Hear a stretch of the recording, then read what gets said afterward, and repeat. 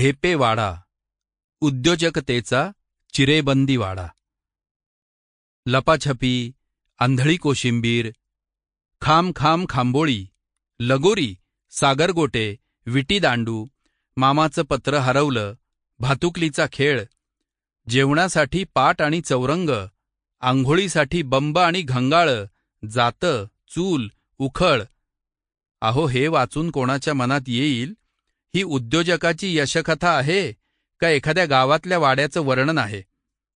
पण यावेळची आपली यशकथाच अशी आहे, एका उद्योगाचं यश सांगणारी आणि वाचता वाचता आपल्याला आपल्या वाड्यातल्या बालपणात नेणारी.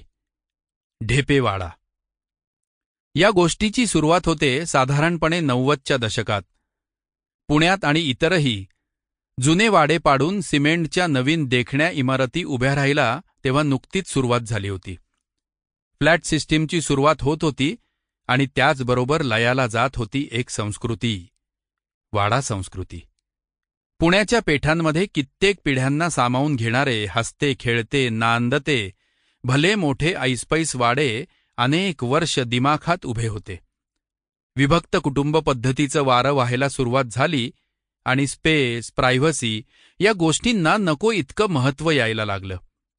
त्यातूनच मग प्रत्येकाला स्वतंत्र रूम्स असलेले फ्लॅट्स हवेसे वाटायला लागले आणि बघता बघता वाडा संस्कृती लोप पावली.